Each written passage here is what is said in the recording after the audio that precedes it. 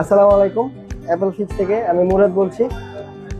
ভাইয়া একটু ফোন নিয়ে আসছে। ভাইয়া আপনি কোথা থেকে আসছেন? পিরোজপুর থেকে। পিরোজপুর থেকে ভাইয়া আসছে S22 আলট্রা নিয়ে। এটার মূলত সমস্যা হচ্ছে, এই যে দেখেন পাঞ্চল থেকে বর্ডারের সাথে গ্রিন লাইন পড়ছে। এই কাজটা আমরা সহজেই করে দিয়ে থাকি, আর হচ্ছে খুবই কম খরচে। আর এখন এই কাজগুলা আমরা 100% করে দিতে পারি। তো আমরা এখন এই কাজটা লাইভে করব, আপনার সাথে থাকুন।